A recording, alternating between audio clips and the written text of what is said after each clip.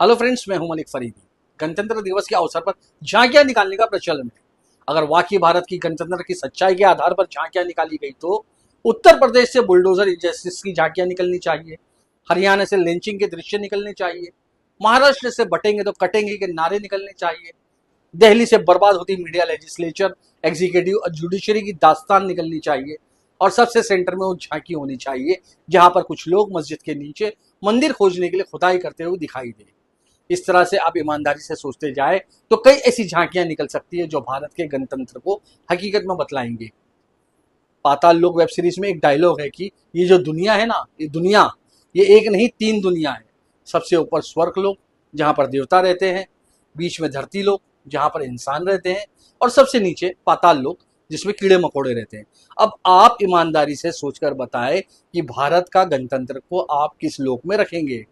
भारत के संविधान की बुनियाद पर तोला जाए तो हमारा गणतंत्र पाताल लोक में मौजूद दिखाई देगा।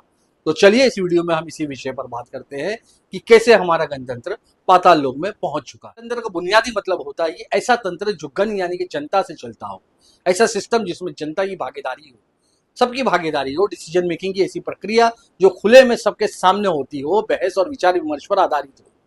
गणतंत्र को अंग्रेजी में रिपब्लिक कहा जाता है। अंग्रेजी का रिपब्लिक लैटिन के रेस पब्लिका से आया है। इसका मतलब ये हुआ कि पब्लिक के बीच की चीज। कहने का मतलब ये है कि गणतंत्र में सबसे बुनियादी आधार जनता है। जनता की आपसी संवाद है। जनता की आपसी बहस के बाद ही सामाजिक, राजनीतिक और आर्थिक क्षेत्र में किसी फैसले तक पहुंचना गणतंत्र होना कहलाएगा। भारत के संविधान को ही देख लीजिए। भारत के संविधान किसी राजतंत्र का संविधान नहीं है जो किसी राजा की मनमर्जी पर चलता हो।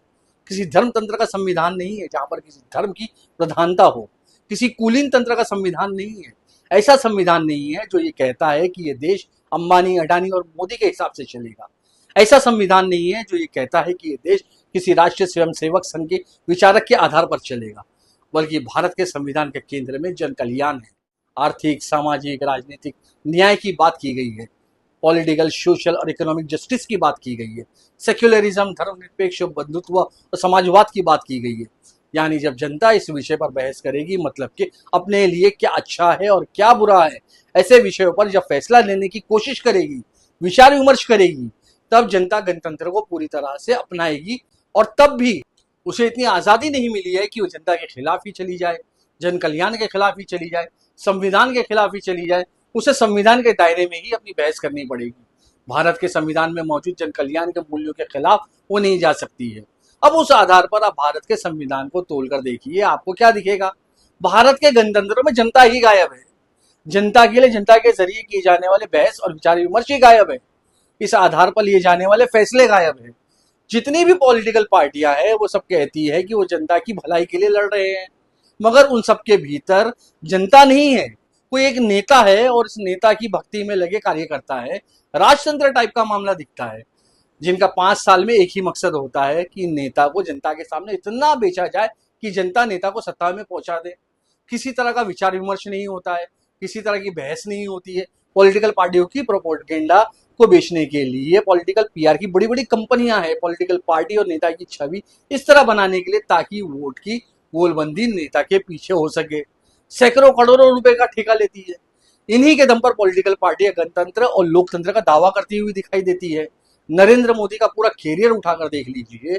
वहां से पॉलिटिकल पीआर की कंपनियां हटा दीजिए, प्रचार प्रसार पर खर्च होने वाला करोड़ों रुपये को भयंकर पैसा हटा दीजिए, आपको कुछ भी नहीं दिखाई देगा। अनुमान है कि साल 2024 के लोकसभा चुनाव में 1 लाख करोड़ से ज्यादा का पैसा खर्च हुआ। तकरीबन 99% विधानसभा और संसदीय सीटों पर उम्मीदवार करोड़ों रुपए खर्च करके चुनाव लड़ते हैं।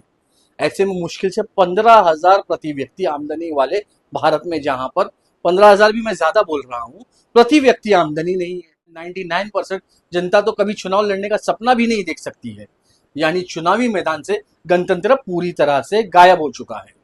इस सब के बीच से होता हुआ, या ये कह लीजिए गणतंत्र के रास्ते से बिल्कुल अलग हट करके सत्ता तक पहुंचने का जो रास्ता बना है, उससे जो सत्ता संरचना बनी है, वहां तो दूर दूर तक गणतंत्र नहीं दिखाई देता है। एडमिनिस्ट्रेशन, जुडिशरी, पार्लियामेंट, लेजिस्लेचर, इन सभी जगहों में ज्यादातर हिस्सा एक ऐसे नेटवर्क में तब्दील हो चुका है जो अपनी भलाई से ज्यादा किसी चीज को तवज्जो नहीं देता है।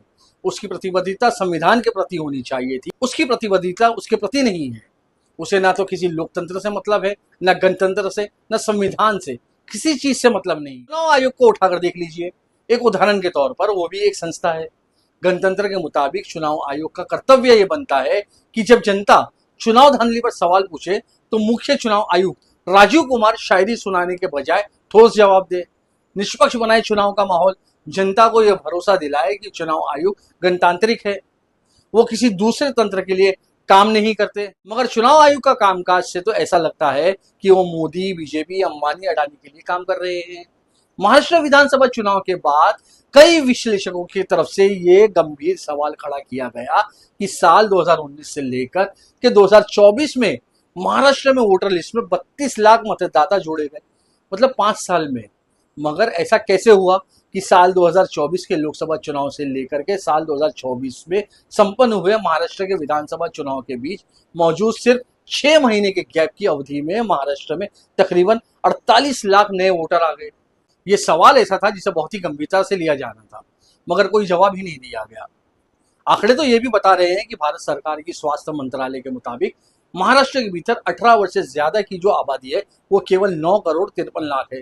मगर महाराष्ट्र के वोटरों की संख्या, मतलब जिनकी उम्र 18 साल से ऊपर है, वो 9 करोड़ 70 लाख है। ये कैसे संभव है भाई? जो वोटरों की संख्या आबादी से ज्यादा है, 18 साल से ऊपर वाली आबादी से ज्यादा है, ये कैसे संभव है? इन गंभीर सवालों पर चुनाव आयोग को गंभीर छानबीन करने की जरूरत थी, मगर मुख्य चुनाव आयुक्त राजीव कुमार ने इन गंभीर सवालों के जवाब को शायरी में निपटाते हुए साबित किया जनता उनके लिए पाताल लोक की निवासी है, जिसे ज्यादा गंभीरता से लेने की जरूरत नहीं है। जनता, आप समझ रहे हैं पाताल लोक का मतलब? सुप्रीम कोर्ट के फैसले को ही देख लीजिए।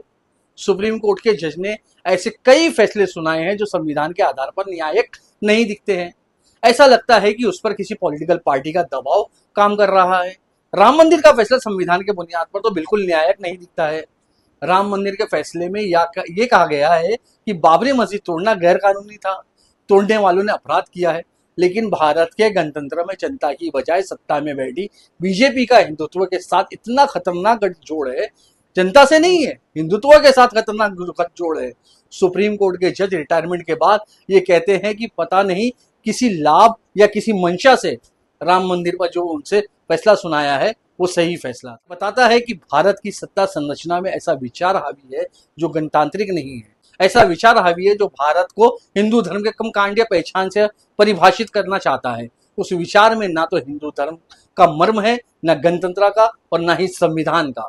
इसीलिए भारत की सत्ता में मौजूद भाजपा भी भारत की जनता को पाताल लोक की वासी के तौर पर देखती है, जो हिंदू और मुस्लिम की नफरत में डूब जाए, मंदिर मस्जिद के झगड़े में मर जाए, तर्क और बुद्धि के बजाय सांप्रदायिक की आदत से बीमार हो जाए।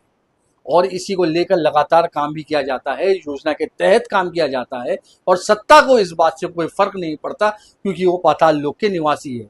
गणतंत्र वहां भी पहुंच चुका है। भारत की आर्थिक नीतियों को गणतांत्रिक होना था, मगर वहां से तो पूरी जनता ही गायब है।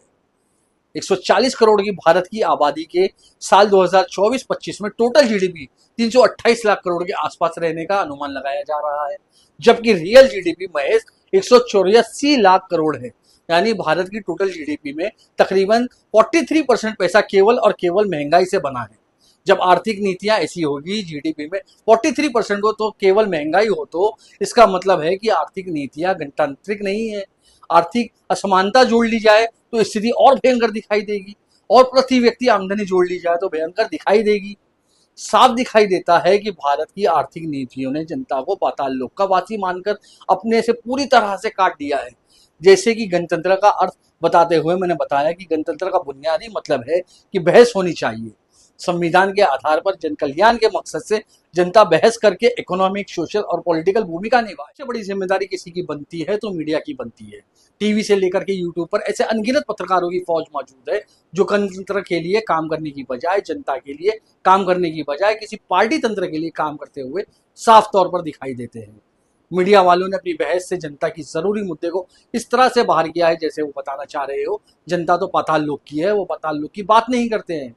भारत को गणतंत्र बनाने के लिए जिस तरह की बहस होनी चाहिए, जिस तरह का विचार विमर्श होना चाहिए, अगर भारत गणतंत्र के रास्ते पर चलता है और चलना चाहता है, जैसे कि संविधान में लिखा है, गणतंत्र उसका आदर्श है, उस आधार पर भारत की मीडिया की पूरी दुनिया में 99% बहस और बातें गणतंत्र के मुताबिक नहीं होती है। उन सारी बहसों को अगर ध्यान से विश्लेषण किया जाए तो यही निष्कर्ष निकलेगा कि जनता तो कीड़ा है, मकोड़ा है, पाताल लोक के वासी है। अपने फायदे के लिए उसके साथ जो मर्जी करना है वो कीजिए, उससे नफरत घोला जाए, उसके बीच में पूंजीवादी मानसिकता भरी जाए, एक तरह की गंगोर किस्म की गलाकाट प्रतियोगिता भरा जाए, जो मर्जी सो किया जाए, अपनी कोई जिम्मेदारी नहीं बनती है। हम गणतंत्र से कोई लेना देना नहीं है, ये मीडिया वालों का भाव है।